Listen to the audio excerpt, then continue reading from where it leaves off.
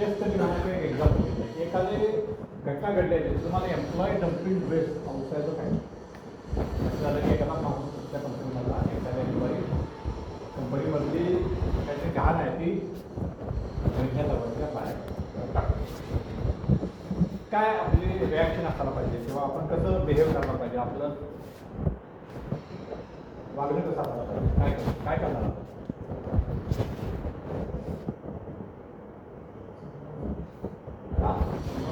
समजावून सांगतात बरोबर आणि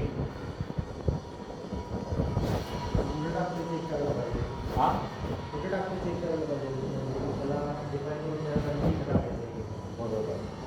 सगळ्यात पहिलं म्हणजे त्यानं जे टाकलेलं आहे ते उचललं पाहिजे, त्यांना समजावून सांगायला पाहिजे, अवेअरनेस झाला पाहिजे, हा एक भाग झाला. आणि सगळ्यात महत्त्वाचं हे परत घडू नये म्हणून काय केलं पाहिजे तर तुम्ही सांगितलं ते अगदी बरोबर की काय टाकतोय बाबा, कोटची तुटलेला कोट टाकतोय का खराब सॅक टाकतोय का स्लॅक टाकतोय हे बघून ते टाकण्यासाठी काय त्याला एक जागा डिफाईन करून द्यायला पाहिजे कंपनीमध्ये, एकत्र टाकायला पाहिजे, तिथं आयडेंटिफाय केलं पाहिजे की तर हे टाकावं आणि ते टाकलेली जी वस्तू आहे किंवा ते टाकलेले जे वेस्ट आहे ते परत डिस्पोज करण्यासाठी जी यंत्रणा म्हणजे ते बाहेर नेऊन टाकण्यासाठी मग ट्रॉली किंवा काय आणि मग तिथून डिस्पोज कुठं करणार मी, ते किती कधी करणार म्हणजे त्याची फ्रिक्वेन्सी, हे सगळं आपल्याला जर प्रॉपर डिफाईन केलं तर हा प्रॉब्लेम आपला कार्यक्षम शिकू शकतो. अदरवाईज तुम्ही फक्त समजावून सांगितलं तर ते तेवढ्यापुरतं झालं, ते कदाचित 2 मिनिटं ऐकत सोडून पुढच्या वेळेस परत त्याला शेवटी टाकायला जागा नसेल तर काय करणार. बऱ्याच ठिकाणी आपला हा पण प्रॉब्लेम आहे. आता आपण सोशलमध्ये या गोष्टीबद्दल बोलतो की आपल्या देशामध्ये हाऊसकीपिंग नसते किंवा रस्ते क्लीन असतात किंवा हे नसतं, त्याच्यामध्ये हा पण भाग आहे की जो कचरा आहे किंवा ते ज्या गोष्टी आहेत त्या टाकण्यासाठी प्रॉपर जागा आपण करत नाही. जर ठेवल्या तर तिथं काहीतरी वेगळं उदाहरणार्थ तुम्ही रेल्वे स्टेशनवरती गेला किंवा एस स्टेशनवरती गेला तर चार्जिंग स्टेशन केलेले असतात चार्जिंग करण्यासाठी. का केलेली असतात तर लोकांची सोय व्हावी म्हणून किंवा लोकांना मोबाईल चार्जिंग करता यावा, त्याचा वेळ जर जास्त लागत असेल तर ते चार्जिंग संपत असेल तर कारण ते इमर्जन्सी करतात ते चार्जिंग पण वापरता यावा. होतं कसं भविष्यात हळूहळू त्या चार्जिंग स्टेशनच्या त्या प्लेटवरती लोक आणून संपलेला बेस्टीचा पुडा, संपलेलं ह्याचं पाकीट, कशाचं भडंगचं पाकीट, हळूहळू ते काय होतं डस्टबिनचं रूप त्या चार्जिंग स्टेशनला येतात. चार्जिंग हा जो बेसिक अजेंडा त्याला आहे केलेला तो चार्जिंगचा अजेंडा राहतो बाजूला, तिथं काय होतं डम्पिंग पॉईंट आहे. तो गोष्ट कशासाठी केली आहे हे समजावून घेऊन तिचा वापर त्या गोष्टीसाठी केला तर आपल्याला ते सोपं होतं. आणि दुसरं म्हणजे वेस्ट, आपण जे मगाशी बोलतो की वेस्टसाठी सगळ्यांना महत्त्वाचं पाहिजे. जर तुम्हाला करायचं असेल कुठल्या ऑर्गनायझेशनमध्ये तर वेस्ट मॅनेजमेंट खूप महत्त्वाचं. वेस्ट करत असेल तर वेस्ट मॅनेजमेंट महत्त्वाचं. तुम्ही एकदा साफ करून दिलं तर ते ज्या गोष्टी तुमच्या इथं रोज जनरेट होतात वेस्ट, ते वेस्ट तुम्ही कुठं टाकायला पाहिजे ह्याचं प्रॉपर तुम्ही जर नियोजन केलं तर तुम्ही नक्कीच त्यामध्ये सक्सेसफुल होऊ शकता. इम्पॅक्ट ऑन एन्व्हायरमेंट आणि कंपनी एज्युकेशन काय होणार आहे त्याच्यामध्ये एक आहे अजून ते सकाळला एक आहे की इंडस्ट्रियल एरियामध्ये 45% पद लागत तो अंधार असतो पाहिजे. बरोबर. तर ते का आहे ते दिलं की फॅक्टरीच्या बाहेर असं हे आलं सगळ्याजवळ त्याचा कचरा बाहेर टाकायचा आणि तिथे ते पेट व्हायचं, त्याच्या वायरिंग वगैरे कट झाल्यामुळे इम्पॅक्ट इम्पॅक्ट आहे बरोबर.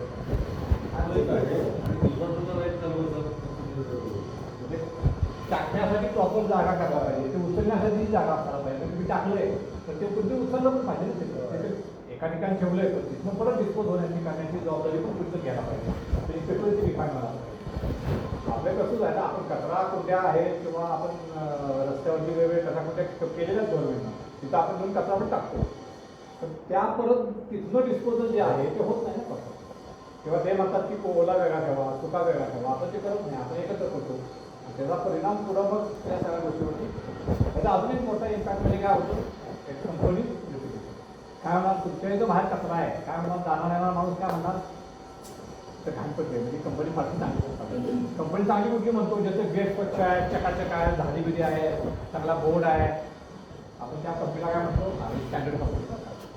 ते जर तुमच्या कंपनीच्या बाहेर जर कचरा पडलेला असेल घाण पडलेला असेल काय होतं आपण नॉर्मली विचार माणूस आपला काय करणार की कंपनी तेवढी तुमची व्हॅल्यू किंवा तुमच्या कंपनीवरचा ट्रस्ट किंवा तुमचं ब्रँड ते कुठंतरी हे कमी करतं. म्हणून कंपनी रेप्युटेशन हा सुद्धा सर्वात महत्त्वाचा भाग यामध्ये. क्लिअर आहे. जाऊया पुढं. पब्लिक कंडक्ट काय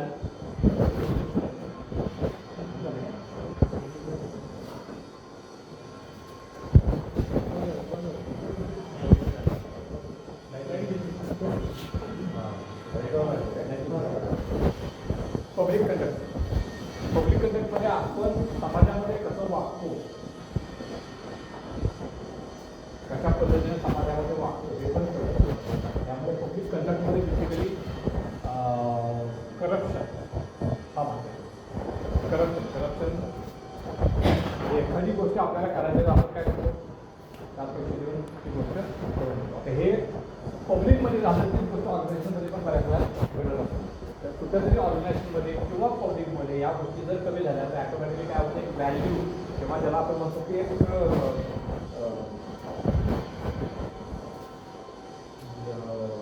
व्हॅल्यू म्हणून किंवा त्याला आपण मराठीमध्ये काय म्हणतो, चांगलं वर्तणूक जे आहे ती कंपनीमध्ये किंवा पब्लिकमध्ये राहते.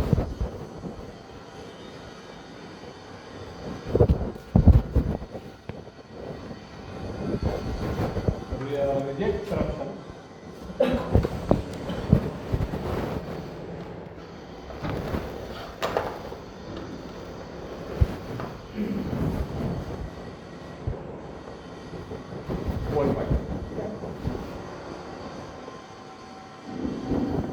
Be honest and fight correct. प्रामाणिकपणा हा सगळ्यात मोठा दागिना माणसाला असायला पाहिजे. जेवढा माणूस प्रामाणिक असतो तेवढा माणसाचं बिहेवियर पण इथिकल आणि चांगला होतो. बऱ्याचदा आपण म्हणतो की आपण खोटं बोलतो एखादी गोष्ट, त्याला आपल्या लक्षात ठेवावं लागतं की आपण काय बोलतो. जर आपण खरं बोलतो तर आपल्या लक्षात काय ठेवावं लागेल की आपण त्या माणसाला काय सांगितलं. खोटं बोलताना काय होतं, आपण 10:30 सांगितलं का 10:15 सांगितलं होतं, आपण तिरुपती सांगितलं होतं का मैसूर सांगितलं होतं, हे लक्षात ठेवावं लागतं. तर आपण त्याचं हे आहे, ह्याला एक सांगितलं असतं त्याला एक सांगितलं असतं आणि मग उलटं सुलटं केलं की आपण जाऊन गडबडतो. ते लपवण्यासाठी अजून एक खोटं बोलतो. ते जर आपण खरं बोलत असतो तर आपल्याला हे लक्षातच ठेवावं लागत नाही, कारण आपण जे आपल्याकडे आत आहे तेच आपण बाहेर. त्यामुळं ऑनेस्ट असणं किंवा प्रामाणिक असणं सगळ्यात मोठं दागिना आहे. त्याच्यामुळं तुम्हाला ऑर्गनायझेशनमध्ये किंवा समाजामध्ये वेगळं चांगलं स्थान आहे. आजही बघा, आजही आपण ज्यावेळेस चर्चा करतो त्या राजकारणापासून ज्यावेळेस चर्चा करतो तर आपल्या मनामध्ये जे स्थान असतं ते 100% प्रामाणिक माणसाचं कधीच नसतं. तर तरी त्याच्या मागं आपल्या मनामध्ये असतं की बाबा हा माणूस काय ते करत असणार, काय ते असणार. ते जर काही ठराविक माणसं उदाहरणार्थ अब्दुल कलामसारखा माणूस आपण त्यांच्याबद्दल जेव्हा विचार करतो त्यावेळेस आपल्या मनात सगळ्यात पहिलं काय येतं, एक अतिशय प्रामाणिक, सज्जन, चांगला आणि समाजासाठी काम केलेला माणूस. तेच आपल्या एखाद्या त्याच्याबद्दल जर आपण विचार करायचा म्हणलं तर तसं चित्र आपल्या डोळ्यासमोर उभं राहत नाही. त्याच्याबद्दलचा विश्वास, त्याबद्दलचं जे मनातून जे काही काय म्हणतो आपण त्याला त्याच्याबद्दलची भावना असते कुठंतरी त्याच्या मागं काळी प्रतिमा असतेच. कारण आपण त्या गोष्टींकडं त्या अँगलला बघतो. कारण सगळेच राजकारणी कसे असतील असंही मला म्हणायचं नाही, पण एक प्रतिमा निर्माण झाली असेल माझ्याकडे. त्यामुळं आपण त्या अँगलनं त्या गोष्टीकडं बघतो. त्यामुळे आपली प्रतिमा समाजामध्ये कशी निर्माण करायची हे आपल्या हातात आहे. आपण जर चांगलं वागलं, काय खरं बोललो, प्रामाणिक असलो तर ऑटोमॅटिकली आपली जी प्रतिमा समाजामध्ये आहे ती बऱ्याच ऑर्गनायझेशनमध्ये असतात की बाबा हा पद्धतीचा माणूस, हा पद्धतीचा माणूस, त्याला पैसे द्यावे लागतात तर हा भरून मागं घेतो. ही प्रतिमा समाजामध्ये किंवा इंडस्ट्रीमध्ये तयार झालेली असते. तसं एखाद्या माणसामध्ये प्रतिमा असते की हा माणूस अजिबात काय घेत नाही, माझं मटेरियल चांगला असेल तरच घेणार नाही तर हा मटेरियल ह्याला काय पण देईल, हा मटेरियल माझं घेणार नाही. त्यामुळे ह्याच्याकडे जाऊन माझा उपयोग नाही, कारण माझं मटेरियल मला माहिती खराब आहे. त्यामुळे हा किती पण पैसे आला दिले तरी हा माझं मटेरियल घेणार नाही. ही कुठेतरी समाजामध्ये किंवा इंडस्ट्रीमध्ये क्लॅरिटी त्याच्याबद्दल आलेली आणि ती कळत न कळत आपल्याला माहीत असते पण आपण ती दाखवत नाही तर जाणून घेतो. पण ती कुठेतरी आपल्या मनामध्ये आत खोलवर रुजलेली असते. त्याचा इफेक्ट आपल्या आत्मविश्वासावरती, आपल्या कॉन्फिडन्सवरती, आपल्या वागण्यावरती होत असतो. What is public conduct? Behavior in public places. How we represent our organization. आपण आपल्या कंपनीला कशा पद्धतीनं रिप्रेझेंट करतो ह्याच्यावरती सुद्धा पब्लिक कंडक्ट अवलंबून असतो. एखादा माणूस एखाद्या कस्टमरकडे जातो त्यावेळेस तो कशा पद्धतीने कंपनीला रिव्ह्यू देतो, कंपनीबद्दल काय बोलतो, कंपनीबद्दल काय सांगतो, कंपनीची स्ट्रॅटेजीबद्दल काय बोलतो, कंपनीच्या क्वालिटीबद्दल काय बोलतो, कंपनीच्या ग्रोथबद्दल काय बोलतो. कस्टमरकडे मला नाही आमची कंपनी अशीच असते, काही खाली सिस्टीम नाही, काय माणसं नाही, मालक आपला आहे, काय होईल. कस्टमर तुमच्याकडे आणि तुमच्या कंपनीकडे दोघांकडे बघण्याचा कस्टमरचा दृष्टिकोन. हे जर तुम्ही कस्टमरकडे जाऊन तुमच्या कंपनीबद्दल चांगलं बोलता, आमची गोळी कंपनी आहे, आम्ही इम्प्रूव्ह करायला लागतोय, आमची माणसं खूप चांगली आहे, आम्ही एका टीम काम करतो, तुम्हाला कुठलाही प्रॉब्लेम नाही येणार, आला तर रात्रीच आमचा माणूस तुमच्याकडे येईल. त्यानं काय होईल, कंपनीबद्दलची प्रतिमा कस्टमरच्या मनामध्ये अधिक चांगली होईल, कस्टमरबद्दलचं ट्रस्ट, तुमच्याबद्दलचं ट्रस्ट कंपनीचं वाढेल आणि त्या कंपनीला अधिक बिझनेस तो कस्टमर देईल, कारण त्याला कॉन्फिडन्स या कंपनीवरती तुमच्यावरती दोघांना. त्यामुळे तुम्ही कसं वागताय कस्टमर बरोबर, त्या सप्लायर बरोबर किंवा इव्हन मार्केटमध्ये, समाजामध्ये. आता जी ब्रँड नेम आपण बोलतो, टाटा असू जॉन डेअर असू दे, ह्यांच्याबद्दल ह्यांचे एम्प्लॉय चांगले बोलतात ना, म्हणून समाजामध्ये त्यांचं नाव आहे, बरोबर. ते असं म्हणतात टाटा मोटर्स काय काही कंपनी आहे, फालतू कंपनी आहे, असं नाही म्हणून ते त्यांच्या कंपनीमध्ये चांगलं बोलतात, कारण त्यांची कंपनी चांगली आहे हे पण सिद्ध करत असते. हा बहुत वेळ भाग आहे, पण कुठेतरी आपण त्याच्यामध्ये आपल्या कंपनीबद्दल हे चांगलं बोलायला पाहिजे किंवा वाईट बोलायला पाहिजे. चांगलं बोलता नाही, काही गोष्टी आपल्याला काय म्हणतो आपण त्याला प्रॉपरली हाईड करता यायला पाहिजे किंवा काही गोष्टी लपवून ठेवता यायला पाहिजे.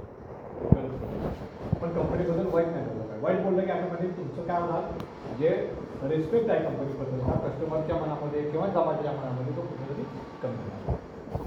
रिस्पेक्टफुल कम्युनिकेशन, पोलाईट लँग्वेज, तुमची लँग्वेज कशी आहे ह्याच्यावरती अवलंबून आहे, कम्युनिकेशन कसं करता त्यावरती अवलंबून आहे, लिसनिंग स्किल. बऱ्याच वेळा हा एक खूप मोठा गुण आहे, ज्या सॉफ्ट स्किलचं ज्या ट्रेनिंग देतो त्यावेळेस खूप मोठा गुण आहे. स्पीकिंग हा एक गुण आहे, तसा लिसनिंग हा एक गुण आहे आणि हा दुर्दैवानं खूप कमी लोकांचा गुण आहे.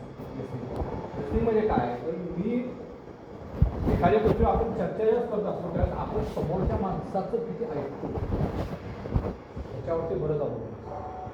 कारण आपल्याला बऱ्याच वेळेस specially supervisor level, manager level ऑर्गनायझेशनमध्ये लिस्निंग हा खूप महत्त्वाचा आहे. बऱ्याच वेळा तुम्ही काही प्रॉब्लेमवरती आपण जेव्हा मीटिंगमध्ये डिस्कशन करत असतो तर नॉर्मली काय होतं, तुमचा सुपरवायझर किंवा मॅनेजर जो आहे तोच बोलत असतो. ऑपरेटर लोक किंवा खालची जी बॉटम लाईन आहे ती ऐकायचं काम करतात. हे एक्झॅक्ट उलटं व्हायला प्रॉब्लेमचं डेफिनेशन किंवा प्रॉब्लेमचं टायटल एकदा तुम्ही सांगितल्यानंतर त्या लोकांनी बोलायला पाहिजे, तुम्ही ऐकायला पाहिजे. ते ज्यावेळेस होईल त्यावेळेस तुम्हाला समजेल की ॲक्च्युअल खाली प्रॉब्लेम्स काय. तुम्ही ऑफिसमध्ये बसून, एसीमध्ये बसून, टेबलासमोर बसून तिथं काय घडतंय ह्याचं ॲनालिसिस किंवा निरीक्षण तुम्ही सांगण्यापेक्षा त्या लोकांनी, ती लोकं तुम्हाला जास्त सांगण्यापेक्षा सांगू शकतात ते एक्झॅक्टली प्रॉब्लेम कशामुळे आला, हे त्यासाठी सोल्युशन काय आहे, मी काय केलं पाहिजे किंवा आपण काय केलं पाहिजे, हे त्यांच्याकडच्या प्रॉब्लेमचं खरं रूपात जे आहे ते त्या लोकांकडे तुम्हाला सांगल्या पाहिजे. हे एक्झॅक्टली आपण उलटं करतो, आपण त्यांना बोलायला देत नाही, आपण बोलतो आणि मग काय होतं त्याला आपण असं वाटतं की आपल्याला संधीच मिळत नाही, की आपल्याला आपलं मत व्यक्त करता येत नाही किंवा आपल्या मताला किंमत नाही. आणि किंमत नाही असं ज्या त्या माणसाला वाटतं तर ॲटोमॅटिकली तो माणूस तुम्हाला इम्प्रूव्हमेंट पॉईंट्स किंवा जे काही इम्प्रूव्हमेंटसाठीच्या काही इनपुट्स आहेत ते इनपुट जे आहेत ते इनपुट देणं बंद करतो, तुमची इम्प्रूव्हमेंट. मी ट्रेनिंगमध्ये उदाहरण देत असतो की ज्यावेळेस सुपरवायझर किंवा मॅनेजर किंवा इव्हन मालक कंपनीचा ज्यावेळेस कंपनीमध्ये शॉपवर राऊंडसाठी जात असतो त्यावेळेस नॅचरली लोक त्याच्याकडे येतात.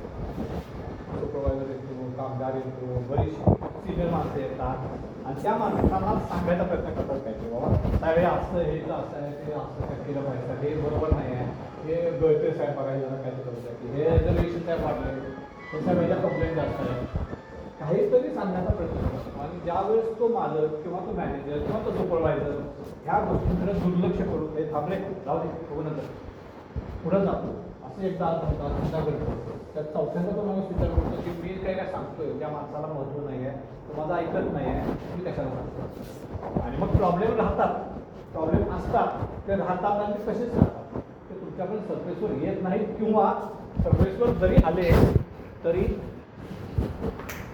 आपण मगाशी वाक्य बघितलं, काय आपण वाक्य बघितलं ना, प्रॉब्लेम मोठा होण्याआधी सोडवा.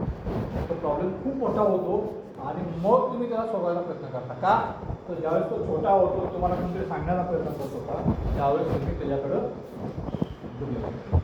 त्यामुळं लिस्निंग ही खूप महत्त्वाची पावर आहे. जेवढं तुम्ही ऐकाल तेवढं तुम्हाला प्रॉब्लेम सोडवण्यामध्ये त्याची मदत होईल.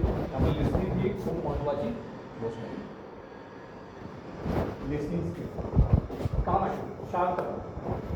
दुर्दैवाचं इंडस्ट्रीमध्ये खूप कमी लोक बघतो या पद्धतीने.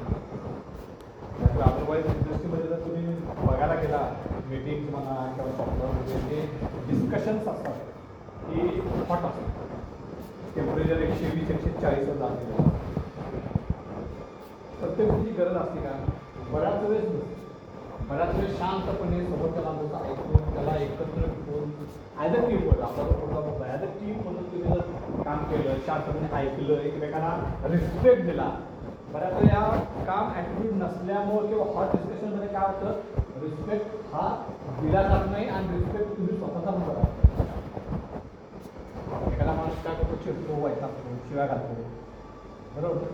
खालच्या का सुपरवायझर असू दे, कामगारावर असू दे किंवा मालक मॅनेजरवर करतो. बऱ्याच वेळा या सगळ्या घटना इंडस्ट्रीमध्ये घडत असतात. त्यावेळेस काय होतं, ॲटोमॅटिकली रिस्पेक्टची जी देवाणघेवाण आहे ती कुठेतरी प्रॉब्लेम. मग त्या माणसाला मालकाबद्दल किंवा मॅनेजरबद्दल तर रिस्पेक्ट राहत नाही, मॅनेजरला त्या माणसाबद्दल रिस्पेक्ट राहत नाही आणि मग ही रिस्पेक्ट किंवा डिसरिस्पेक्ट असल्यामुळं भविष्यामध्ये त्यांचं जे कम्युनिकेशन आहे ते कम्युनिकेशन प्रॉब्लेम होऊ शकतं. त्यामुळं कुठलीही गोष्ट शांतपणे तुम्ही जेवढी कराल, जेवढ्या शांतपणे निर्णय घ्याल, जेवढ्या शांतपणे त्यावर विचार कराल, तेवढे तुम्हाला मार्ग सुचतात. जेवढं तुम्ही हायपर होता, जेवढं तुम्ही त्या कंडिशनमध्ये स्वतःला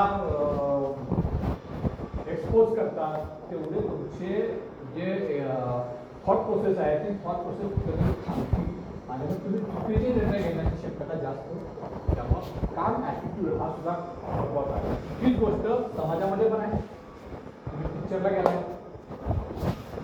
तिकडे जो नंबर आहे, तुम्ही बसलाय, चुकून एक सीट इकडची तिकडे झाली किंवा रो इकडचा तिकडे झाला, लक्षात आलेलं नाही अंधारामध्ये, आणि तुमच्याकडे कोणतरी माणूस आलाय, तो म्हणतोय त्या तुम्ही माझ्या तिकडे. आपण काय करतो, शांतपणे तिकीट बघून बाबा हां हो सॉरी बघा असं म्हणतो का, हे काय रे तुम्ही कुठचे का माझे.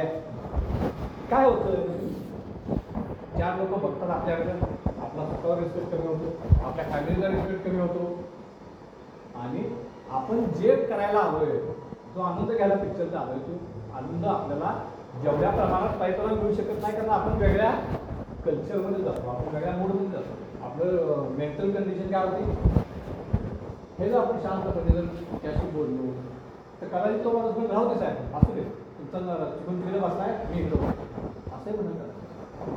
पण हे कधी होईल, ज्यावेळेस तुम्ही प्रॉपर कम्युनिकेशन करा. पहिलं तर ऐकलं, तिथं पण ऐकण्याचा भाग आहे ना, तो काय म्हणतो हे तर पहिले समजून घ्या. तुम्ही तुमचीच बाजू जर मांडायला लागला पहिल्यांदा तो आल्याबरोबर, तर नाही, तर पहिलं त्याचं ऐकून घ्या, काय म्हणतो समजून घ्या आणि मग तुम्ही त्याला काम. ॲटिट्यूड आणि लिसनिंग स्किल ही सुद्धा तेवढीच महत्त्वाची. Behave with customer, honesty is important, transparency is important. बऱ्याच वेळा ट्रान्सपरन्सी नसते, आपण सेल्स झालेलं करू शकत नाही, कारण जे झालं असते आपण मानतो, माणसं नाही, हे नाही, ते नाही, असं नाही, तसं नाही, आणि मग काय होतं, प्रॉब्लेम सुद्धा आहे की परत एकावरनंतर दुसरी साथ, दुसऱ्यानंतर तिसरी साथ, तिसऱ्यानंतर चौथी साथ. कुठेतरी ट्रान्सपरन्सी असेल तर कदाचित काय होऊ शकतं, कस्टमर तुम्हाला मदतही करू शकतो. सांगितलं कस्टमरला बाबा मी 20 जॉब मारले होते, माझे त्याचे 10 जॉब रिजेक्ट झाले, माझे 10 जॉब 20 पाहिजे आणि असा प्रॉब्लेम आहे. एखादी 2 ॲक्शन घेतात, माझा प्रॉब्लेम असं केला नाही, काय करू. कदाचित कस्टमर तुम्हाला म्हणाल की मला त्या प्रॉब्लेमचे फोटो पाठवतो, कदाचित कस्टमर तुम्हाला डेव्हिएशन पण देईल, पॉसिबिलिटी आहे काय. कदाचित कस्टमर म्हणून काही भरून बिल्डिंग करून पाठवतो किंवा मला मी सेकंड स्क्वेअरला देतो किंवा मी काहीतरी माझ्याकडचा टेक्निकल माणूस पाठवतो किंवा त्याचा सेकंड सप्लायर असेल त्याचं गेटिंग सिस्टम तुम्हाला मदतीला पाठवतो. काहीतरी त्यातनं वे आउट होऊ शकतात. जर तुम्ही ट्रान्सपरंटली डिस्कस केलं तर, ट्रान्सपरंटली डिस्कस नाही केलं तर काय होणार आहे, तुम्हाला खोट्यावर खोटं बोलत बसायला पाहिजे आणि ते खोटं बोलत असताना तुमचा जो फोकस ॲक्शन घेण्यावरती असायला पाहिजे, तो कस्टमरची खोटं बोलण्यावरती तुमचा फोकस काय होईल आपण मगाशी बोललो बरोबर ना. ट्रान्सपरन्सी, पेशन्स, मगाशी आपण ऑलरेडी बोललो, शांत, काम, पेशन्स, प्रोफेशनल रिस्पॉन्स. कस्टमरचा प्रोफेशनल रिस्पॉन्स खूप महत्त्वाचा आहे. कस्टमरला आपण जे कुठलाही रिप्लाय देतोय, मेलवरती असू दे, फोनवरती असू दे, प्रोफेशनली रिस्पॉन्स देणं गरजेचं आहे. बऱ्याच वेळा अनप्रोफेशनली आपण वागत असतो. म्हणजे निगेटिव्ह इफेक्ट असं होता की कस्टमरचं तुमच्याबद्दलचं मत, तुमच्या ऑर्गनायझेशनचं बद्दलचं मत हे खराब. तुम्ही प्रोफेशनली त्यांना रिस्पॉन्स केलं पाहिजे. मेल असेल तर एक्नॉलेजमेंट द्यायला पाहिजे, इन्क्वायरी असेल तर एक्नॉलेजमेंट द्यायला पाहिजे, शेड्यूल असेल तर एक्नॉलेजमेंट द्यायला पाहिजे. काहीतरी इश्यूज आले, कस्टमर कंप्लेंट आहे, हे आहे, तर तुम्ही ॲटलिस्ट कस्टमरच्या अँगलनं विचार करून त्याला विचारलं पाहिजे, बाबा मी तुला काय मदत करू शकतो. कस्टमर कंप्लेंट आहे, तुमचे बॅच बोर्ड आहे, ॲटलिस्ट तुम्ही त्याला विचारलं पाहिजे की तुम्हाला काय आहे, माझा माणूस काय ठीक आहे, जी कॉस्ट इम्पॅक्ट आहे किंवा या बाकीच्या गोष्टी पण ह्याच्यामध्ये आहेत की तुमचा माणूस अवेलेबल नाही आहे किंवा तुमच्याकडे लोड आहे कामाचा, तुम्ही पाठवू शकत नाही, एक्स वाय एक गोष्ट आहे. पण ॲटलिस्ट ॲज अ कर्टसी तुम्ही त्याला विचारलं पाहिजे किंवा मी काय करू शकतो, वाटतं नाही. त्याला ॲटलिस्ट वाटतं की बाबा हा प्रोफेशनली मला रिस्पॉन्स तरी करतो. तर तुम्ही त्याला सांगू शकता बाबा हा तर लगेच पाठवला काय म्हणतो तर माझ्याकडे 2 दिवसाचा प्रॉब्लेम आहे, उद्या त्याची परवा पाठवला आहे. किंवा तिथं लोकली तू काय मदत करू शकतो काय, लोकली करून मला ते जर देऊ शकतो काय, म्हणजे काहीतरी त्यातनं वे आउट आपण काढू शकतो जर आपण प्रोफेशनली त्या माणसाची प्रॉपर रिस्पॉन्स केला. क्लिअर आहे फ्रेंड? खूप महत्त्वाची slide. Respect is on. Respect म्हणजे आदर. आदर काय केला जातो,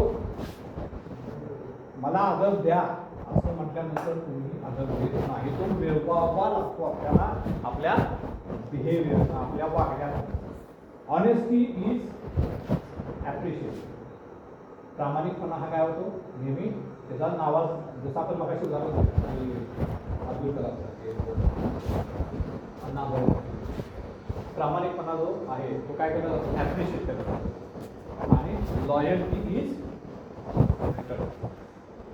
लॉयल्टी काय केली जाते, परत दिली जाते. जर तुम्ही लॉयल असाल एखाद्या माणसाची, कंपनीची लॉयल आहे म्हणजे काय, काही 31 वर्ष काम करते म्हणजे काय, कंपनीची लॉयल, त्यांनी कुठे दुसरीकडे जॉब बघितला का नाही, त्याने आपलं जे काय सर्वस्व आहे, आपलं नॉलेज आहे, आपला एक्सपिरियन्स आहे, आपलं जे काय बेस्ट आहे ते या कंपनीला दिलं. म्हणजे फळ त्याला कधी मिळालं, अजून मिळत दिलं ना, आज ते काय प्रोडक्शन काय आहे, लॉयल्टी. कंपनी त्यावरती विश्वास आपला का माणूस इतके वर्ष आपल्याकडे आहे, आपल्याला एवढं सगळं दिलं तर आपण पण त्याला काहीतरी त्या माणसाला द्यायला पाहिजे, त्याला प्रमोट केलं पाहिजे, त्याला रिस्पॉन्सिबिलिटी द्यायला पाहिजे, त्याला अकाउंटेज द्यायला पाहिजे. हे कधी होतं, जर तुम्ही रिस्पेक्ट आणि ऑनेस्टी असाल तर लॉयल्टी ऑटोमॅटिक. जस्टिस घेत विश्वास काय करत राहतो, कमावला जातो. क्लिअर आहे? सोशल मीडिया मोठा टॉपिक आहे. सोशल मीडियावरती तुमचा वावर कसा असला पाहिजे. का परत एकदा ऑर्गनायझेशन एक इम्पॅक्ट आणि ॲज ए पब्लिक किंवा सोशल इम्पॅक्ट तुम्ही आपण चर्चा करणार. Avoid negative. मगाशी पण म्हणतो बऱ्याच वेळेस सोशल मीडियामध्ये निगेटिव्ह पोस्टचा वापर जास्त होतो. चांगलं लोकांना दिसत नाही, खड्डे पडलेले रस्त्यातले त्याचे खूप वापर टाकत असतो किंवा एखादी घटना वाईट घडलेली घटना आणि टाकत असतो. आपण ज्या जगात चांगल्या घडतोय त्याच्याबद्दल कोण बोलतो, बरोबर. त्यामुळे अशा निगेटिव्ह पोस्ट अवॉइड करतात. का तर आपल्यामध्ये ती निगेटिव्ह ट्रान्सफर होऊ नये म्हणून जेवढ्या निगेटिव्ह पोस्ट आपण अवॉइड करू शकतो. Protect company image. कंपनीची इमेज म्हणजे तुम्ही व्हॉट्सअपवर आहात किंवा फेसबुकवर आहात किंवा इंस्टाग्रामवर आहात किंवा ट्विटरवर आहात, as A employee of this company तुम्ही काय पोस्ट करताय, तुम्ही तुमचा कस्टमर बघत असतो, तुमचा क्लास बघत असतो, तुमच्या आजूबाजूची फॅमिली मेंबर्स आणि नेबर्स पण बघत असतात आणि ते इनडायरेक्टली त्या पोस्टचा संबंध तुमच्या कंपनीच्या ब्रँडिंगशी पण लावतात. हा माणूस इथं काम करतोय आणि असली पोस्ट टाकतोय, हा माणूस इथं काम करतोय असल्या पोस्ट टाकतोय. तुम्ही काय पोस्ट टाकता ह्याच्यावरती कंपनीची ब्रँडिंग करतो. त्याचप्रमाणे तुमच्या फॅमिलीची ब्रँडिंग.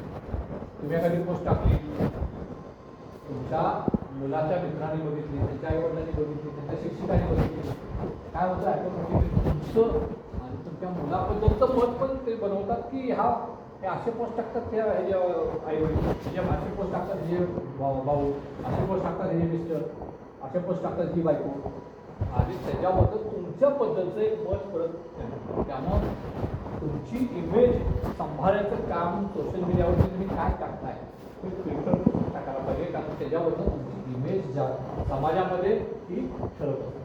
Maintain professionalism. ज्यावेळेस आपण ऑर्गनायझेशनच्या बाबतीत असेल तर आपलं प्रोफेशनलिझम असायला पाहिजे. आपण ज्या प्रोफेशनल ग्रुप्स असतात, व्हॉट्सॲपचे कंपनीचे ग्रुप्स असतील, सप्लायरचे ग्रुप्स असतील किंवा ऑर्गनायझेशनमध्ये इंटरनल ग्रुप्स असतील, तर त्याच्यावरती आपण काय टाकतोय हे पण कुठंतरी ते फिल्टर व्हायला पाहिजे.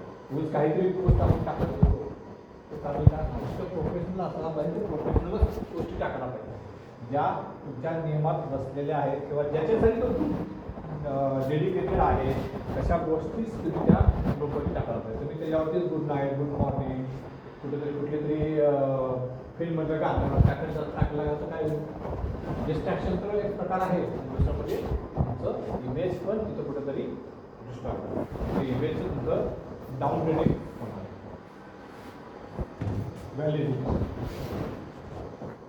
व्हॅल्यू म्हणजे काय? मगाशी आपण जे बघितलं ते सगळ्या व्हॅल्यू म्हणजे ऑनेस्टी, इंटिग्रिटी, रिस्पेक्ट, रिस्पॉन्सिबिलिटी. बरोबर? ऑनेस्टीमुळे काय होतं? बिल्ड ट्रस्ट होती, स्ट्रॉंग ऑर्गनायझेशनचं कल्चर डेव्हलप होतं, इथिकल डिसिजन घेणं सोपं होतं. हे परत पण डबल येते म्हणून थोडं तुम्ही क्रॉस.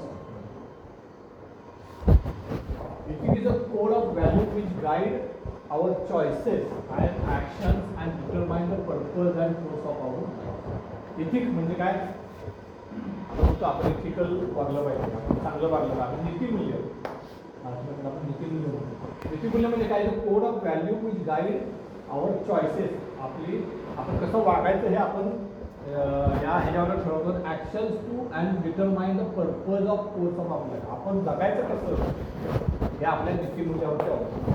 आपली नीतिमूल्य जेवढी चांगली तेवढं आपण चांगल्या पद्धतीने जगामध्ये वापरू शकतो किंवा जगू शकतो. आपली नीतिमूल्य जर खराब असतील, आपली नीतिमूल्य जर योग्य नसतील, ती जर निगेटिव्ह असतील, ती जर डिस्ट्रॅक्टिव्ह असतील, तर आपल्याला वागणं पण ॲटोमॅटिक काय होणार आहे? तसं होतं. तेव्हा आपली नीतिमूल्य कशी आहे त्याच्यावरती आपलं जीवन हे अवलंबून.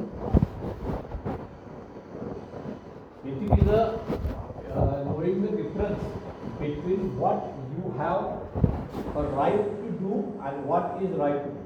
खूप महत्त्वाचं. एथिक्स म्हणजे काय? तुम्हाला काय अधिकार आहेत हे समजून घेणं हा एक भाग आहे, आणि तुम्ही काय चांगलं वागलं पाहिजे हा दुसरा भाग आहे. राईट म्हणजे अधिकार असतात, मला काय अधिकार आहे, आणि व्हॉट इज राईट टू म्हणजे मी कसं वागलं पाहिजे. मला अधिकार काय हा एक भाग आहे, पण मी वागलं कसं पाहिजे हे जास्त महत्त्वाचं आहे. बऱ्याच वेळा आपल्याला अधिकार आहेत नाही किंवा अधिकार असं आपल्याला माहीत असतं, तर आपण वागायचं कसं हे म्हणजे आपण ठरवलं पाहिजे. आपण चांगलंच वागायला पाहिजे. क्लिअर आहे?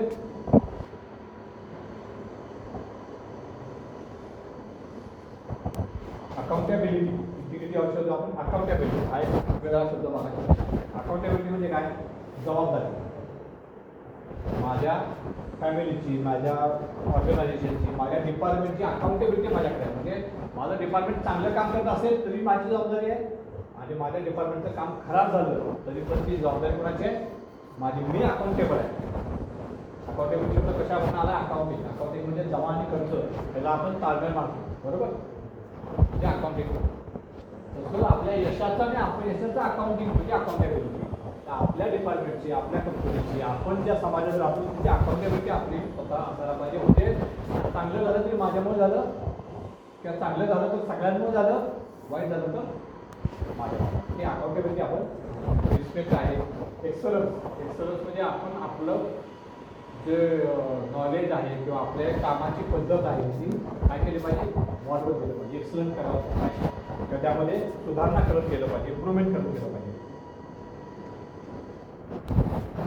इथिकल डिसिजन मेकिंग आज की व्यवस्था काय विचारायचं आहे, इज इट लिगल, कायद्याला धरून आहे का, मी जे वागतो हे कायद्यामध्ये बसते का, फेअर आहे का, योग्य आहे का, आणि विल इट हार्म अदर्स, सगळ्यात महत्त्वाचा मुद्दा. आणि हे पब्लिक कंडक्ट किंवा सिव्हिक जे म्हणतो आपण त्याच्यामध्ये हे प्रश्न किंवा हा शेवटचा जो प्रश्न आहे हा खूप महत्त्वाचा.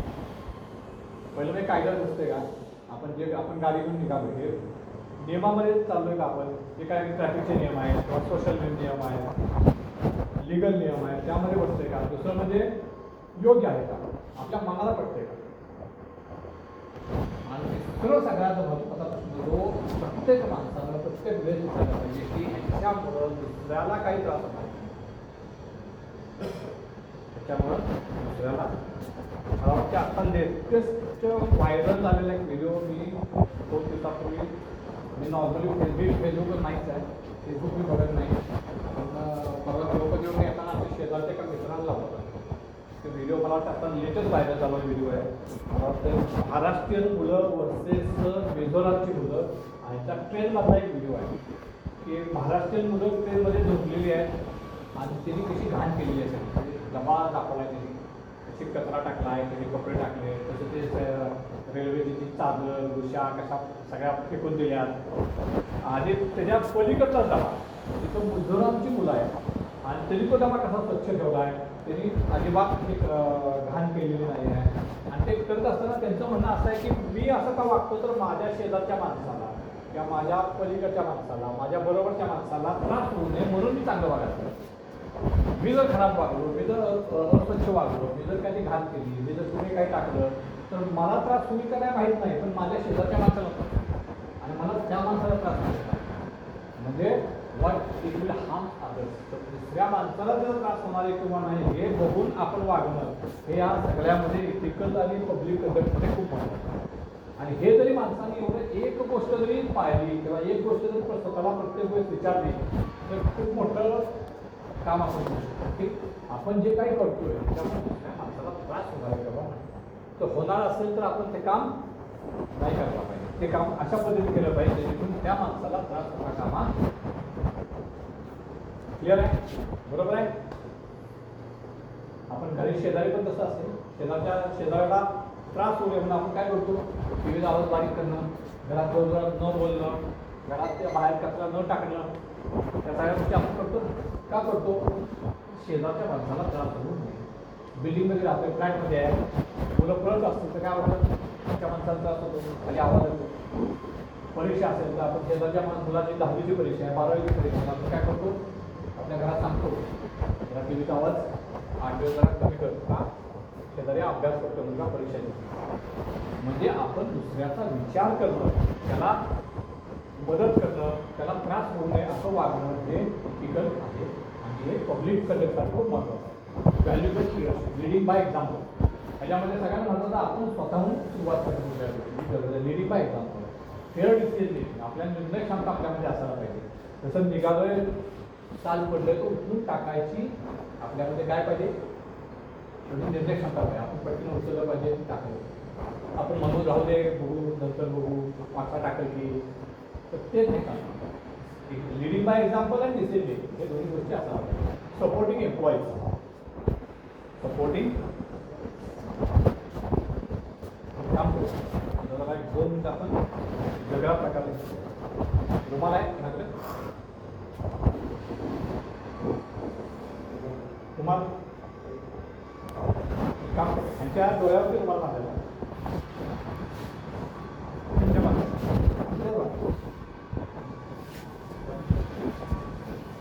त्यांच्या डोळ्यावरती रुमाल बांधायचा आहे. आणि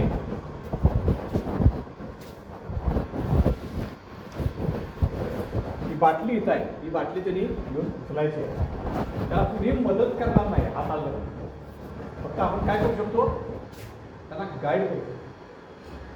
आपण काय आहे, टीम आहे आणि आपला एक टीम मेंबर आहे. ज्याला मदतीची गरज आहे त्याला आपण हातात धरायचं नाही, आपण त्याला पागळ नाही करायचं, तर आपण काय करायचं त्याला सपोर्ट करायचा आहे. सपोर्टिंग सोडा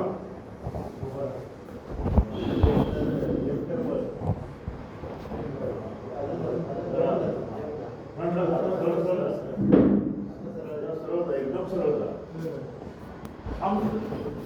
थोडं पुढं जा.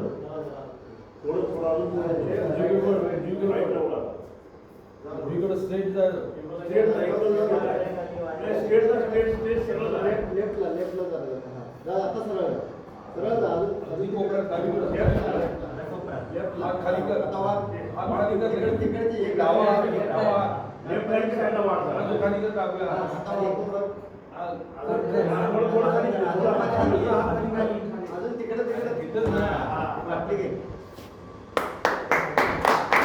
काय केलं आपण? काढू साप बोर्ड आपण काय केलं? आता जा. आता जा.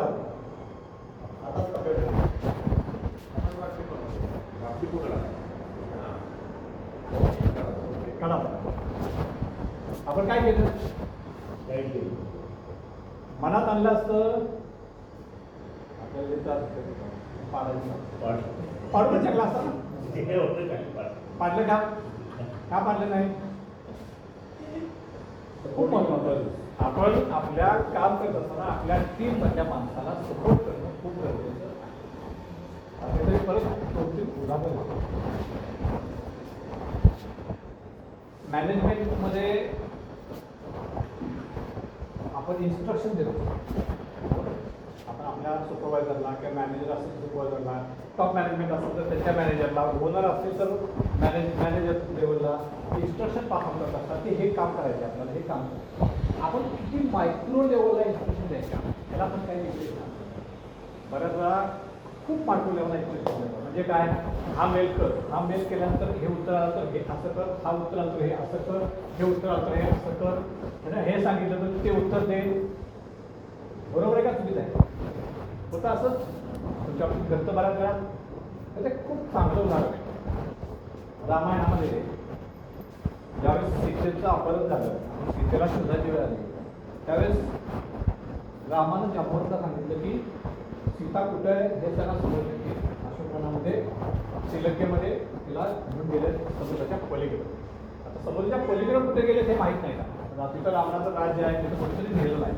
आणि मग राम जांबवंतला काय म्हणतो की सीता कुठं आहे कुठेतरी जाऊन बघून आलं तर आपल्याला मला बरं वाटेल आणि सीतेला पण कॉन्फिडन्स येईल की बाबा रामाला माहिती झालंय की मी रावणाच्या ताब्यामध्ये आहे आणि राम मला शोधण्यासाठी येणार आहे. एवढं फक्त आपल्याला सांगायचं. काय सांगायचंय की तू सुखरूप आहे का हे बघायचंय आणि एक निरोप द्यायचा आहे की राम तुला शोधत तुझ्याकडे येणार आहे, तुला सोडून घेऊन जाणार आहे. पास एवढंच होतं. आणि जांबवंतनं काय सांगितलं? मारुतीला त्याला मारुतीला असं सांगितलं होतं रावणाला पकडलं तर असं कर बरं का, नाही रावणा नाही पकडलं विभीषणला पकडलं तर असं कर, हे सगळं सांगितलं होतं का? त्याच्या पुढचं जे काही नाट्य केलं हनुमंतानं तिथं ही मॅनेजमेंट कुणाची होती किंवा ते डोकं कुणाचं होतं? स्वतः हनुमंतानं. तिथं गेल्यानंतर पहिल्यांदा त्यानं बघितलं तिथं पहारा होता, तो लपला, मग तो लहान झाला, तो परत त्याने विचार केला की सीतेसमोर आपण लहान मोठं होऊन गेलो तर ती घाबरवलं, फक्त नॉर्मल कंडिशनमध्ये सीतेसमोर गेला रात्री, तिला ती आरती दिली. हे सगळं झाल्यानंतर तिला वाटलं की भूक लागली आहे काय ते खाऊया. खाताना त्या असं मनात आलं की आपण असं तर इथं आलोय तर इथलं तिथली जजमेंट घेऊन जाऊया की काय आहे रावण, काय आहे रावणाकडे काय शक्ती आहे हे बघून जाऊया. म्हणून तो काय करतो तिथे नासधूस करतो जेणेकरून मला पकडलं जातं. नासधूस करतो. नुसती फळं पण खाऊ शकला असता, लपून फळं खाऊ शकला असता, काय आवड नव्हता. नासधूस काय केली तर मला पकडावं, पकडल्यानंतर पळून जाऊ शकला असता. नाही मला रावणाला बघायचं पण नाही, म्हणजे दरबार बघायचा आहे, मग तिथपर्यंत गेला. ही सगळी जी मॅनेजमेंट आहे त्याची. तर मॅनेजमेंटमध्ये एक खूप महत्त्वाचं आहे की तुम्ही किती लेवलपर्यंत त्या माणसाला इन्स्ट्रक्शन देतात ते पण खूप महत्त्वाचं आहे. त्यामुळे सपोर्टिंग एम्प्लॉयमध्ये विश्वास असतो एकमेकावरती खूप गरजेचा आहे. भरोसाबद्दल एक अजून एक गोष्ट श्रीकृष्णाची गोष्ट मी ऐकली. श्रीकृष्ण द्वारकेमध्ये बसलेलो असतात. भोजन करत असतो आणि भोजन करत असताना अचानक गेटमधनं आवाज येतो आणि तो वापरून बघतो तर तिथं एक माणूस कन्हैया म्हणत येत असतो आणि त्याच्या मागं काही माणसं दगडे घेऊन लागलेले आहेत. हे बघताच कृष्ण काय करतो, कृष्ण जेवणावरनं उठतो आणि पळत जातो.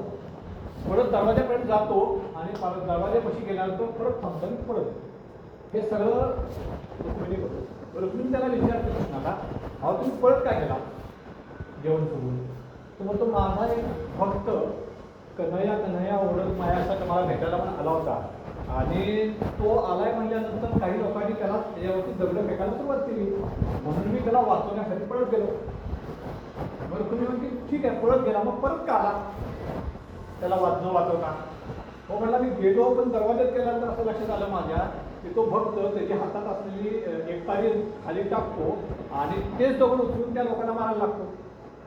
आता मी विचार केला की तो तर स्वतःचं रक्षण करू शकतोय तर मी कशाला राहू द्यायचं? म्हणजे काय विश्वास, बरोबर त्या माणसावरती असलेला जसं आपल्या एम्प्लॉयवरती आपल्या कलिगवरती किती विश्वास आहे. एखादी गोष्ट आपण त्याला सांगितल्यानंतर असा कॉन्फिडन्स आपल्याला असायला पाहिजे की मी त्याला गोष्ट सांगितली म्हणजे 100% ती गोष्ट होणार किंवा ती गोष्ट करण्यासाठी त्याच्यापेक्षा चांगला माणूस नाही असा विश्वासानं आपण जर त्या माणसानं बघितलं तर ते काम होण्याची शक्यता जास्त असते. आपण जर त्याला मायक्रो ब्रीडिंग करायला लागलो, आपण जर त्याला इन्स्ट्रक्शन द्यायला लागलो, आपण जर तुम्ही पाठराखण करायला लागलो किंवा आपण त्याला पाय ओढायला लागलो तर मग काय होतं, कुठल्या गोष्टी तुमच्या स्वतःवरती आणतात, मग तुम्हाला सगळं करावं लागतं. मग आपण म्हणतो की मला तर मारावं लागतं. का मारावं लागतं? कारण तुम्ही कोणाच्या तरी भरोशावर असता पण तो भरोसा तुम्ही त्याच्यावरती दाखवत नाही. तर भरोशावर असणं वेगळं आणि भरोसा दाखवणं वेगळं, दोन्ही गोष्टी आपल्याला कराव्या लागतात. तर आपण कोणाच्या तरी भरोशावरती जातो. कुठलाही माणूस इंडिपेंडंट काहीही जगामध्ये करू शकत नाही. तुम्हाला कोणाची मदत नाही घेता एखादी काम करायला सांगितलं, करू शकाल? कोणाचीच मदत घ्यायची नाही, करू शकाल का? प्रोडक्शनसाठी प्रोडक्शनचा ऑपरेटर पाहिजे, त्यांना सुपरवायझर पाहिजे, त्याला सपोर्टिंग स्टोअर पाहिजे, त्याला सपोर्टिंग मेंटेनन्स पाहिजे, त्याला सपोर्टिंग HR पाहिजे, तरच ती गोष्ट तिथं होणार आहे. मग हा भरोसा तुम्ही त्या माणसाला दाखवताय, त्यात तुझेच ते काम होऊ शकतं. त्यामुळे भरोशाच्या तरी भरोशावर आपण आहोत तर त्या माणसावरती भरोसा दाखवणं पण गरजेचं. क्लिअर? टीमवर्क ऑलरेडी आपण बराचसा भाग टीमवर्क कव्हर केला आहे. Teamwork makes dream work. आपल्या स्वप्नातलं काम जर पूर्ण करायचं असेल तर काय लागते?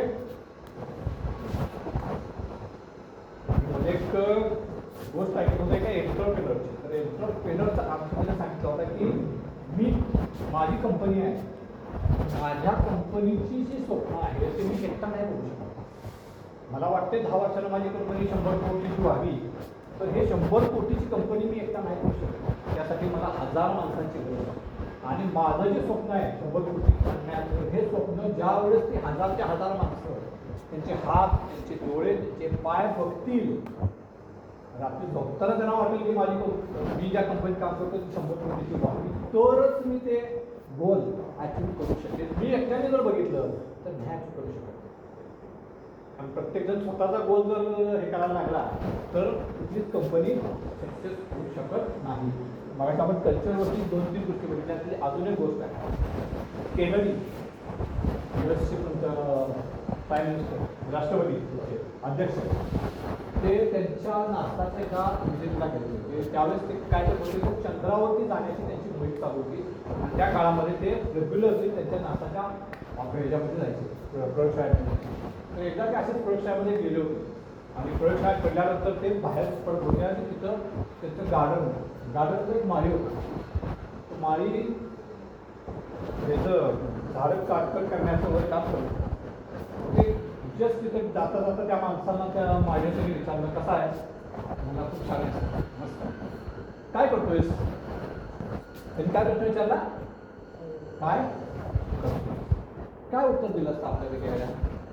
झाडं कट करतोय, गार्डनिंग करतोय, बरोबर ना? त्या माळीचं उत्तर काय होतं माहिती?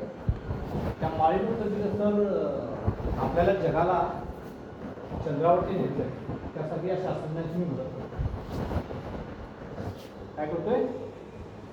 जगाला चंद्रावरती नेण्यासाठी जे शास्त्रज्ञ धडपड करतात त्या शास्त्रज्ञांची मी मदत करतोय. म्हणजे जे गोल जे स्वप्न आतल्या लोकांचं आहे ते फक्त खालच्या त्या माणसापर्यंत पोहोचवले तरी आणि त्या माणसाला पण असं वाटतंय की आपण सगळे जण एकच आहोत आणि आपण काय काम करतोय.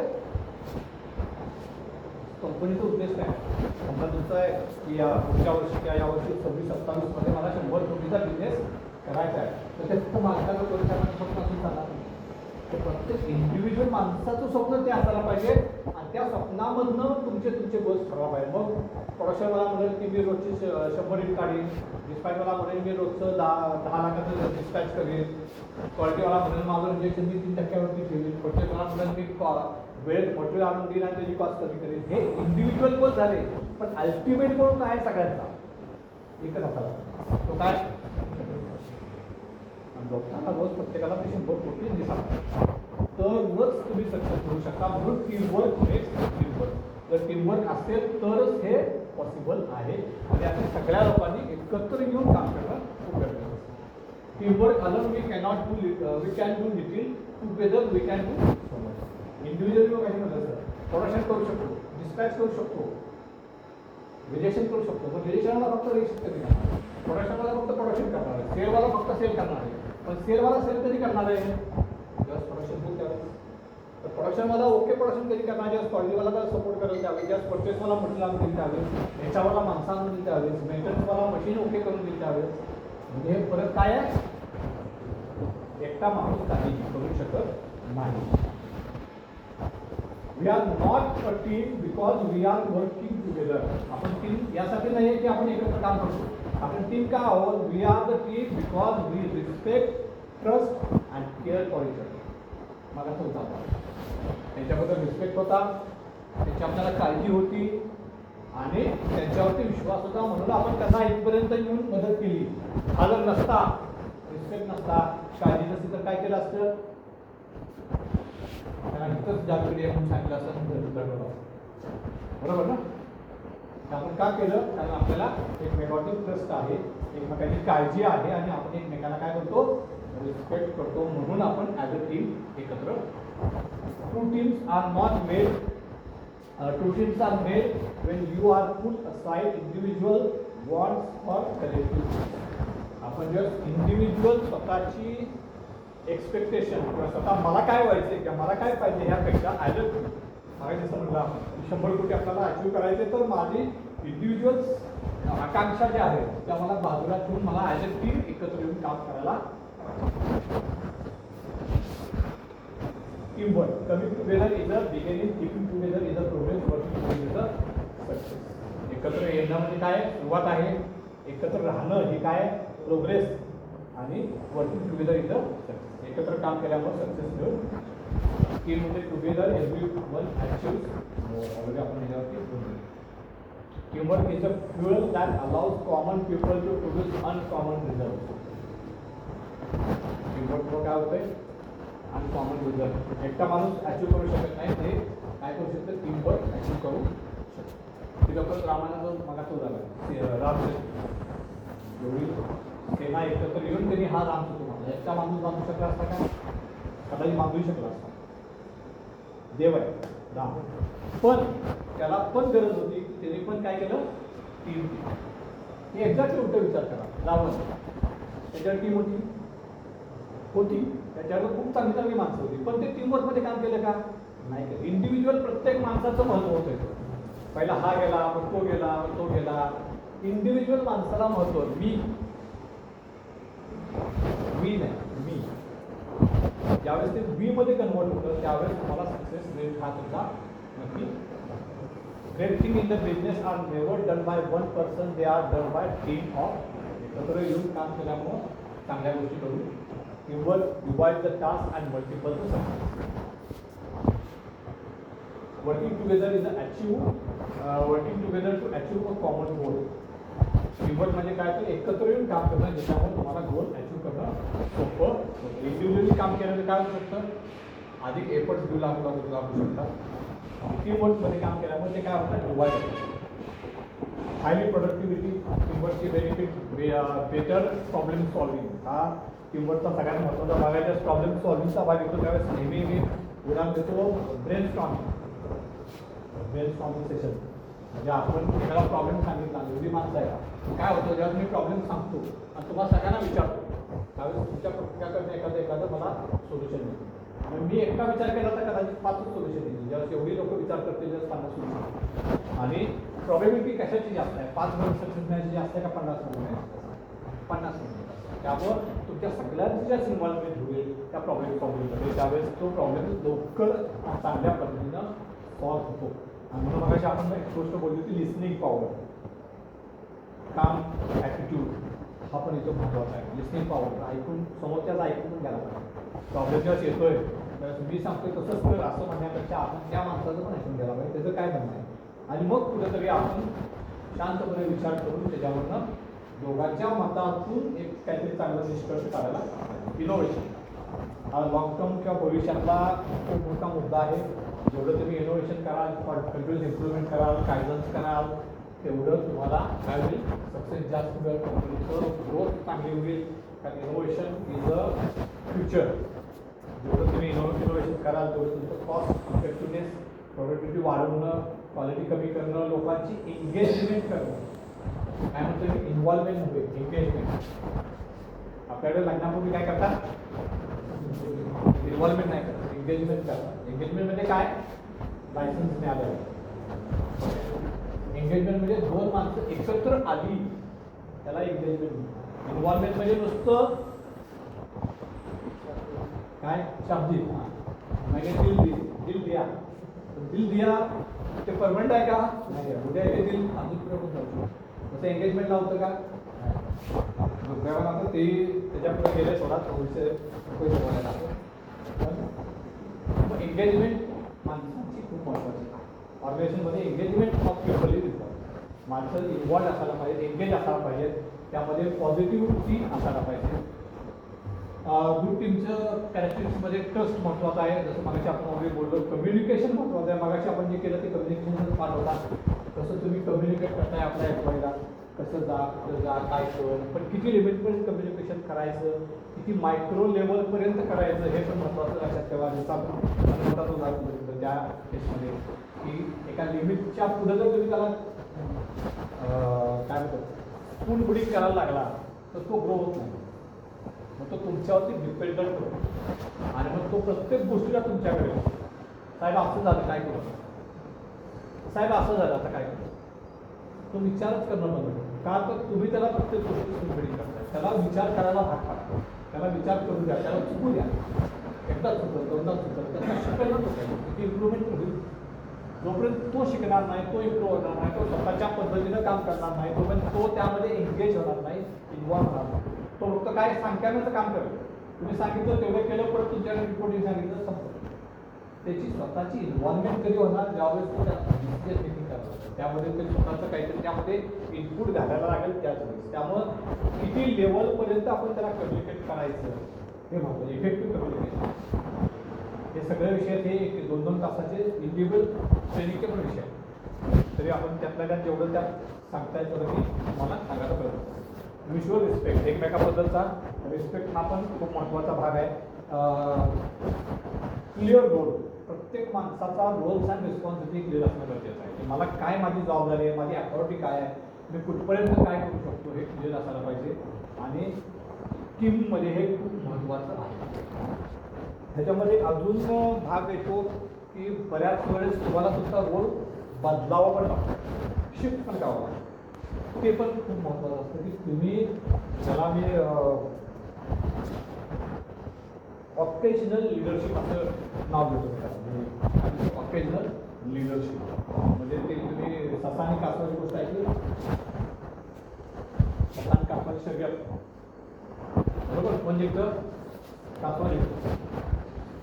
कासव जिंकल्यानंतर ससा नाला देतो, कासवाकडे बनून जातो, कासवाने का शर्यत लागते, परत शर्यत लागते, त्याच रोडवर शर्यत लागते. आता कोण जिंकतं, ससा जिंकतो. आता तो गाजर खात थांबत नाही, कासव नाराज होतं, कासव म्हणतं आपण सांगतो, आपण विचार करायला लागतो आता काय ते करूया परत ससायला जातो मग अजून कशाला करूया पण म्हणतो आता हिथं नाही लावायची आता कुठे लावायची आता अशी लावायची जिथं नदी संपते नदीच्या पलीकडच्या झाडाला जाऊन आपल्याला ससा हो म्हणतो दादा आपण काय कळत जाऊ पडतील काय करायचं येतो तो नदी काठा पण येतो नदी काठावर थांबतो थांबल्यानंतर पोहता येत नाही त्याला थांबला तिथं कासव हळू हळू हळू तिथं घेतं नदी उतरतं नदी क्रॉस करतं कासव घेणं परत आता ससा म्हणतो आता या 3-4 गाठीबिटी झाल्यानंतर त्यांची मैत्री झाली मग ते दोघे एकत्र येतात कोलॅबरेशन काय होतं कोलॅबरेशन आणि मग ते विचार करतात आपण एकमेकाबरोबर भांडत बसण्यापेक्षा आपण दोघं मिळून ही शर्यत खेळ होतं काय आयडिया चांगली आहे काय आयडिया चांगली आहे मग त्या परत स्टार्टिंग पॉईंटला जातात ससा पळतो ससाच्या पाठीवरती कासव बसतं ससा पळत पळत तिथं येतो त्यानंतर कासव उतरतं कासव पाण्यात उतरतं ससा कासवाच्या पाठीवरती बसतो ह्याला म्हणायचं ऑकेजनल लिडरशिप म्हणजे प्रॉब्लेम सॉल्व्हिंगमध्ये तुमची टीम एकत्र आहे मी लीडर आहे मी मॅनेजर आहे माझ्याकडे सुपरवायझर ऑपरेटर आहे पण मला माहिती आहे की हा ऑपरेटर किंवा हा सुपरवायझर माझ्यापेक्षा पॅटर्नमध्ये जास्त हुशार आहे तर त्यावेळेस मी 2 पावलं काय व्हायला पाहिजे मागे यायला पाहिजे आणि डिसिजन मेकिंग किंवा ती अथॉरिटी त्या माणसाला द्यायला पाहिजे ज्याची कॉम्पिटन्सी किंवा स्किल मॅट्रिक्स त्याचं जास्त त्याला म्हणायचं ऑकेजनल लिडरशिप त्यामुळे हे पण तेवढंच महत्त्वाचं त्यामुळे रोल क्लिअर असतं गरजेचं आहे पण त्याचप्रमाणे तुम्हाला ते रोल फ्लेक्झिबली एकमेकाबरोबर वाटून घेता आला पाहिजे तर ती आणि आता टीमवर्क होतं अदरवाईज काय होईल परत हायरार्की झाली मी मॅनेजर म्हणून मी डिसिजन घेणार मग त्याचं स्किल महत्त्वाचं नाही मॅनेजमेंट कारण मी मॅनेजर आहे मी डिसिजन घेणार तर तिथं तुम्हाला ऑकेजनल लिडरशिप वापरून काय करता यायला पाहिजे डिसिजन हा प्रॉपरली घेता टीमवर्क इन इंडस्ट्री प्रोडक्शनमध्ये क्वालिटीमध्ये मेंटेनन्समध्ये लॉजिस्टिक ऑल डिपार्टमेंटमध्ये तुम्हाला एकत्र काम करावं लागतं बॅरियर्स टू टीमवर्क खूप महत्त्वाचं आहे इगो सगळ्यात महत्त्वाचं टीमवर्कमध्ये बॅरियर असण्याच्या त्यामध्ये प्रत्येक माणसाचा इगो प्रत्येक माणसाला एक इगो असतो मी मोठा मी चांगला मी असं मी तसं टीमवर्कमध्ये आपल्याला ते चालत नाही कारण एकमेकाला काय करावं लागतं रिस्पेक्ट हा द्यावा लागतो तिथं तुमचा इगो किंवा तुमचं महत्त्व हे थोडंसं तुम्हाला 2 हात मागं ठेवावं लागतं पोर कम्युनिकेशन हे पण टीमवर्कचा भाग आहे कम्युनिकेशन प्रॉपर नसेल तर ॲटोमॅटिकली टीमवर्क होत नाही लॅक ऑफ ट्रस्ट एकमेकावरती विश्वास नसेल तरी पण टीमवर्क होऊ शकत नाही आणि अनक्लिअर रोल्स तुमचे रोल्स जर क्लिअर नसतील तरी पण कम्युनिकेशन प्रॉपर होत नाही त्यामुळे टीमवर्क चांगलं होत नाही हे बॅरियर आहे teamwork building strong team open communication पाहिजे रिस्पेक्ट आयडियाज एकमेकाच्या आयडियाजला रिस्पेक्ट द्यायला पाहिजे एखाद्याने एखादी आयडिया सांगितली तर आपण लगेच ती उडून नाही लागू पाहिजे एखादा आपण सांगतो हे असं करूया हे काय सांगतो त्यावेळेस तुम्ही असं म्हणता त्यावेळेस तो माणूस परत तुम्हाला आयडिया सांगायला तर त्याला मला काय इथे पद्धत नाही जाऊ म्हणून काय करायचं मला ते जर तुम्ही त्याला म्हणजे हां ते आहे आपण त्याला विचार करूया चर्चा करूया विचार करूया एवढं जरी म्हणला तरी त्या माणसाला हां किंवा माझी आयडिया ऐकून तर घेतली इम्प्लिमेंट केली न केली हा वेगळा विषय पण किमान ऐकून घेतली कोणीतरी त्याच्यावरती काम केलं आहे चर्चा केली आहे तर हे सुद्धा त्याच्या दृष्टीनं खूप महत्त्वाचं आहे तो रिस्पेक्ट टिकवण्यासाठी ट्रस्ट टिकवण्यासाठी ते गरजेचं आहे त्यामुळे रिस्पेक्ट आयडिया सपोर्ट कलिग्स एकमेकांना सपोर्ट केला पाहिजे शेअर रिस्पॉन्सिबिलिटी जर माझ्याकडे एखादी रिस्पॉन्सिबिलिटी जास्त असेल तर मी ती कुठेतरी एखाद्याबरोबर शेअर केली पाहिजे जेणेकरून त्याच्यावरचा लोड काय होईल कमी होईल आणि शेवटची जेव्हा एक केस स्टडी आहे एखाद्या माणसाला सेफ्टी रूल इग्नोर केले तर आपण काय करू काय करायचं मला आपण सेफ्टी स्टडी बघितला हा तसा आहे एखाद्या माणसाला सेफ्टी रूल इग्नोर केले काय करणार आपण बोलत आता आपण सगळ्यात पहिलं काय अवेअरनेस त्या माणसाला त्याचं महत्त्व पडून द्यायला पाहिजे व सेफ्टी का महत्त्वाची आहे तुझी फॅमिली महत्त्वाची आहे तुझी मुलं आई वडील बायको तू घरी महत्त्वाचा आहेस तुझे हातपाय बाहेर तिकडे ठेवू शकत नाही हे सगळं त्याला समजून सांगायला पहिली गोष्ट दुसरी गोष्ट तो सेफ्टी का फॉलो करत नाही ह्याच्या फलात जायला पाहिजे मग त्याला खरंच सेफ्टी आपल्याला जर दिले नव्हते का त्याला वापरले नव्हते ते प्रॉपर क्वालिटीचे होते नव्हते ह्या गोष्टी सगळ्या आपल्याला बघायला पाहिजे सेफ्टी ऑडिट होतात का नाही बघायला पाहिजे. जर कोणी सेफ्टी फॉलो करते का नाही हे बघण्यासाठी आपली यंत्रणा काय आहे, स्टँडर्डायझेशन यामध्ये आपण काय करू शकतो, ह्या सगळ्या गोष्टी आपल्याला बघायला पाहिजे, जेणेकरून परत अशा प्रकारची घटना होणार नाही. Prevention is better than cure. अजून तुम्ही बोलले स्टॉप अनसेफ ॲक्टिव्हिटी रिलीज थांबवायला पाहिजे, बरोबर. स्पीक टू द वर्कर, त्याला रिस्पेक्टफुली त्याशी बोलायला पाहिजे. And remind about the safety rules, find root cause by asking why question करून रूट कॉज ओळखलं पाहिजे. Correct the issue by providing the required PPE किंवा रिसोर्सेस आपण म्हणूया त्याला. And report the incident near this according to company रिपोर्ट्समेंट safety awareness through toolbox stock. म्हणजे हे झालं एका माणसाच्या बाबतीत. असं इतर माणसाच्या बाबतीत तुम्ही करायला पाहिजे.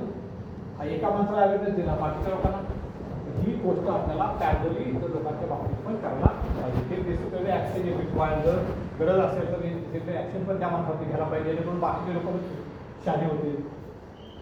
काहीच ॲक्शन न घेता आपण काय बाकी लोक म्हणतील असं वागलं तर काय तुम्ही सांगते जातं, आपण पण असं केलं जातं कुठेतरी. ते पण लोकांमध्ये ती भीती पण निर्माण व्हायला पाहिजे. आपण कायद्याची काय प्रॉब्लेम आहे, कायद्याचा आपण रिस्पेक्ट करत नाही.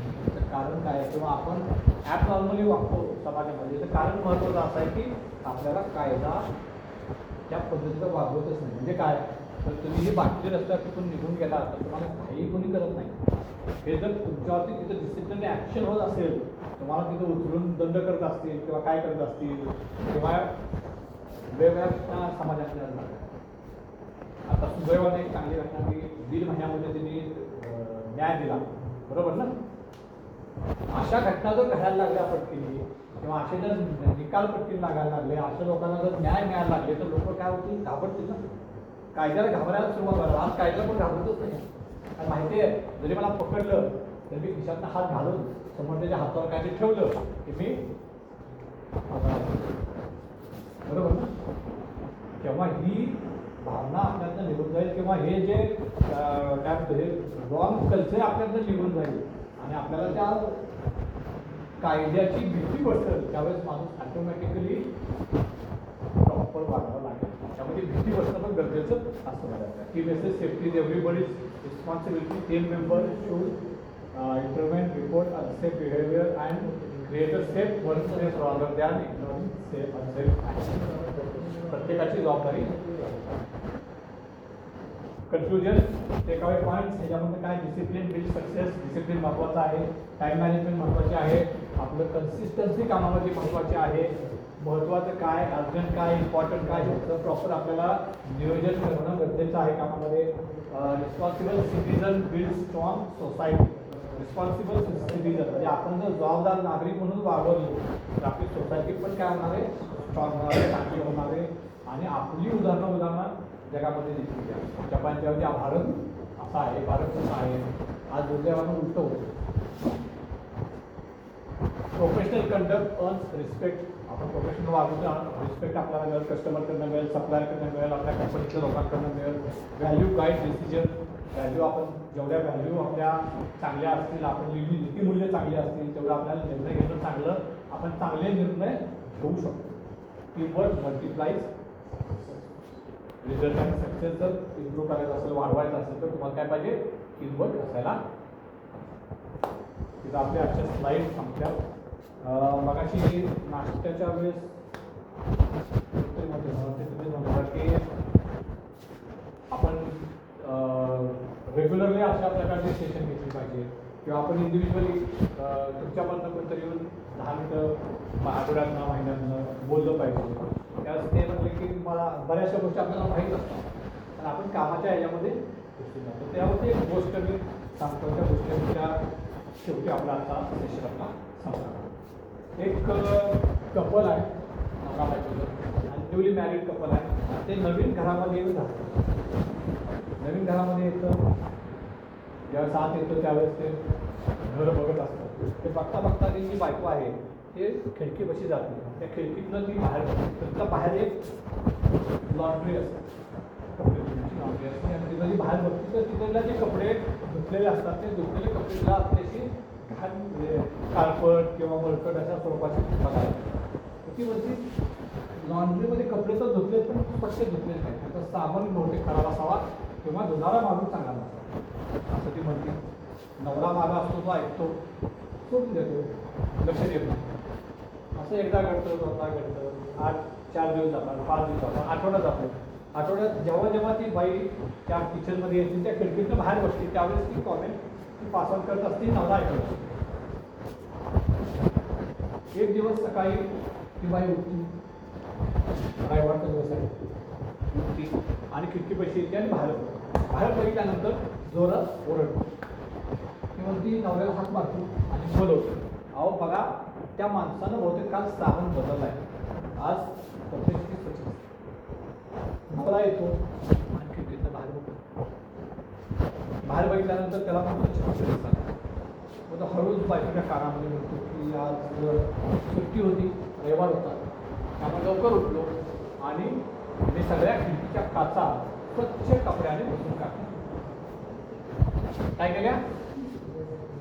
खिडकीच्या काचा स्वच्छ फडक्याने. आपल्या आयुष्यामध्ये, आपल्या कंपनीमध्ये, समाजामध्ये अनेक वेळा असं होतं की आपण रोज आपल्या कामामध्ये एवढं गुरफटलेला असतो की आपल्याला चांगल्या गोष्टी किंवा इम्प्रूव्हमेंटचे पॉईंट दिसतच नाही. कारण आपण एका ठराविक साच्यामध्ये काम करतो आणि अशा प्रकारची जी ट्रेनिंग्स असतात किंवा अशा प्रकारचे जे सेशन्स असतात किंवा अशा प्रकारचे काही पोस्ट आपण वाचत असतो, तर हे आपल्या डोळ्यामध्ये अंजन घालण्याचं किंवा या काचा साफ करायचं काम करतात. आणि मला वाटते या निमित्तानं काही विषयामधल्या तुमच्या कल्पना या परत एकदा क्लिअर झाल्या असतील, तुम्हाला एक नवीन दृष्टिकोन लाभला असेल आणि उद्या मला अशी आशा आहे की तुम्ही या पुसलेल्या काचेतून तुमच्या आयुष्याकडं, समाजाकडं आणि तुमच्या कंपनीकडे बघाल आणि तुम्हाला सुद्धा बाहेर जग स्वच्छ, सुंदर आणि चांगलं दिसेल अशी आशा व्यक्त करतो आणि आता मी हे सेशन थांबवतो. धन्यवाद. थँक्यू.